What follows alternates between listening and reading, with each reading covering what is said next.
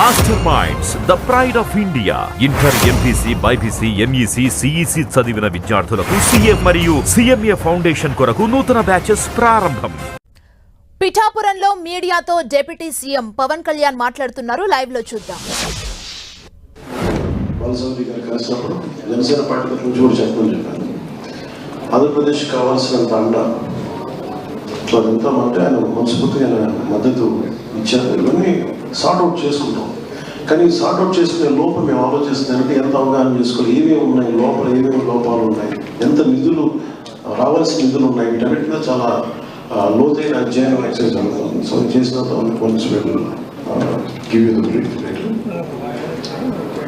రేపు మటుకు ఉప్పాడ తీర ప్రాంతం ఎందుకు కోత గురవుతుంది దానికి ఎక్స్పర్ట్ మన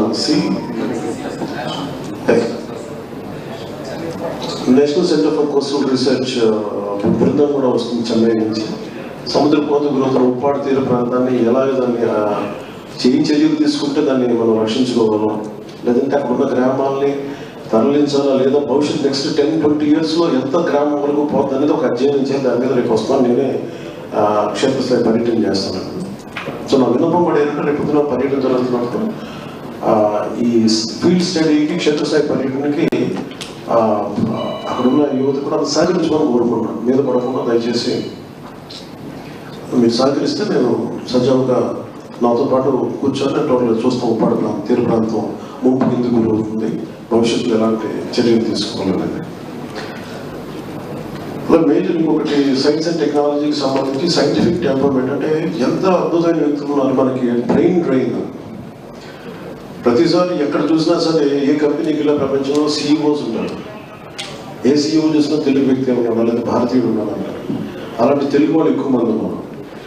సో అలాంటి చూసుకొని 2047కి బ్రెయిన్ డ్రైన్ ఆపాల్సిన అవసరం ఉంది. ఇక్కడున్న ప్రతిభా సమర్థత ఉన్న యువత అది మన దేశానికే ఉపయోగపడాలి, మన రాష్ట్రానికి ఉపయోగపడాలి. దాంట్లో భాగంగా సైన్స్ అండ్ టెక్నాలజీ వారితో నేను అభ్యర్థించింది ఏంటంటే, మీరు రూరల్ యూత్కి సంబంధించి మనం ఎలా ట్యాప్ చేయాలంటే వాళ్ళకి ప్రపోజల్ పంపించారు. మన యూనివర్సిటీ నుంచి వచ్చిన విజయనగరం గారు ఆవిడ రిక్వెస్ట్ ఏంటంటే, చాలా మంది పీజీ స్టూడెంట్స్, రీసెర్చ్ స్టూడెంట్స్ వాళ్ళందరినీ తీసుకొని మేము ఉదాహరణకి ఉప్పాడ తీర ప్రాంతాన్ని ఎక్కడో మన విదేశాల నుంచి ఇక్కడి నుంచి కంటే కూడా పక్క రాష్ట్రం నుంచి కూడా అసలు మనలో ఉన్న రీసెర్చ్ బెంట్ ఉన్న వ్యక్తులను చూస్తే దీనికి సంబంధించి అనేక మన వైజ్ఞానిక రంగం కానీ, లేదంటే అగ్రికల్చర్ కావచ్చు, రకరకాల విభాగాల్లో వారి అనుభవాన్ని, లేదంటే వారి రీసెర్చ్ ఓరియంటెడ్ ఎబిలిటీ వారి యాప్టిట్యూడ్ మన ముందుకి కాంట్రిబ్యూట్ చేయమని కోరుకుంటున్నాను. So will have a meeting and Mangalagiri in future with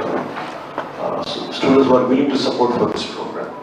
So అలాగే నిన్న ప్రత్యేకించి మనం మీ దృష్టి కూడా తీసుకొస్తున్నాను. ఇందాక మీరు లేరు, అది ప్రత్యేకించి ఒక పర్టికులర్ టైంని ఫిక్స్ చేసుకున్నాం. చేసుకుంటే నిన్న మనం మీకు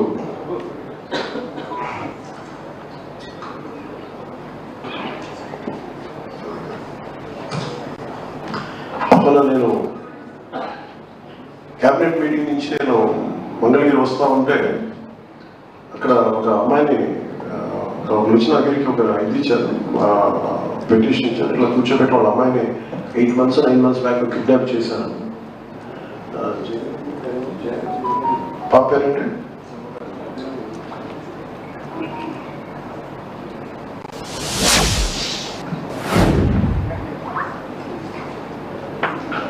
సో అమ్మాయి భీమవరం వాస్తవ్యంలో వాళ్ళ మొదలు వచ్చి వాళ్ళ ఇంకొక కూతుర్ని తీసుకొచ్చి ఇట్లా నా బిడ్డని 9 నెలల క్రితం కిడ్నాప్ చేయాలని తీసుకెళ్ళిపోయారు.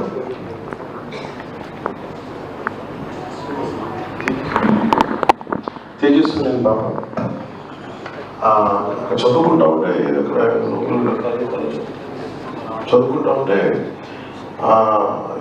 లవ్ డ్రాప్ మీద పడేసి తీసుకెళ్ళిపోయారు. ఇప్పుడు దాకా ఆచూకు తెలియదు అని వాళ్ళ మదర్ ఏడుస్తూ ఉంటే మా ఇంట్లో వాళ్ళు కూడా చెప్పుకోలేకపోయినా బాధపడుతూ ఉంటే వెంటనే స్థానిక విజయవాడ ఉన్నతాధికారులకి, స్థానికంగా ఉండే మాచవరం సిఐ గారికి, కమిషనర్ పోలీస్ గారికి చెప్పాను.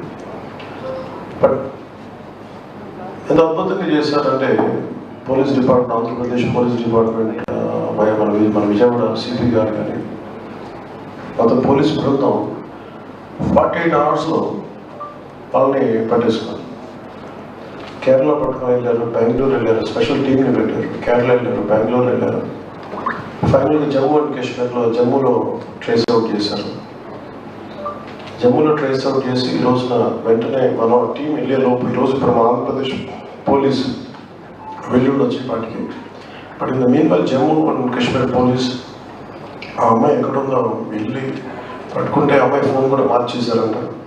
ఈ న్యూస్ ఎప్పుడైతే వాళ్ళ మదర్ నాకు ఇది ఇచ్చారో, ఇట్లా నా దృష్టికి తీసుకొచ్చారో, అది వెంటనే వాళ్ళు అబ్బాయి అలర్ట్ అయిపోయి తీసేశాడు. అబ్బాయిని బాగా ఇబ్బంది పెడుతున్నారు, వచ్చేస్తున్నాను అంటే వాళ్ళు అబ్బాయిని కూడా చెప్పింది విన్నది, మీకు వాళ్ళ చేత తెలియజేస్తాను, మీకు ఉన్నామో తెలియజేస్తే కూర్చోబెట్టి చెల్లెలు బెదిరించారు, భయంగా ఉందంటే వాళ్ళ చెల్లెలు మా అయ్యో మీరు వచ్చేయండి అంటే పోలీసు వెళ్ళారు.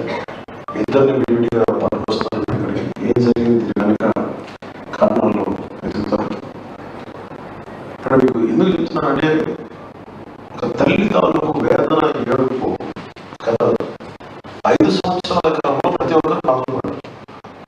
అంటే అదే ప్రభుత్వం, ఇదే పోలీసు ప్రభుత్వం కనుక అనుకుంటే చేయగలదనడానికి ఒక చిన్న నిదర్శనం. ఆంధ్రప్రదేశ్ నుంచి గతంలో 30,000 సంవత్సరాలు 30,000 ఆడపిల్లలు అదృష్టం అయిపోయారు రకరకాల కారణాల వల్ల. దాని మీద మనకి ఏం చేయలేదు మన ఈ రోజు. సో దాంట్లో భాగంగానే నాకు చాలా కదిలి మన బాధ్యత తీసుకోవాలని చెప్పి ఈ రోజున నేను ఒకటే చెప్పాను అందరికి అధికారులు కూడా, ఇది మీరు ఒక కేసు స్టడీగా చేయాలి, మీరు మొదలవుతో దయచేసి రిక్వెస్ట్ నాకు. ఎందుకంటే ఎక్కడో చోట ఒకటి చావడం కదలిక మొదలైతే తప్ప పెద్దదవ్వదు నేను. సో ఫ్యూచర్లో కూడా నేను అనుకుంటున్నది ఏంటంటే, నాకు మొన్న ఈ రోజున మనస్ఫూర్తిగా మీడియా సమక్షంలో ఆంధ్రప్రదేశ్ పోలీస్ శాఖను నేను అభినందిస్తున్నాను. మనస్ఫూర్తిగా మీకు మా ధన్యవాదాలు.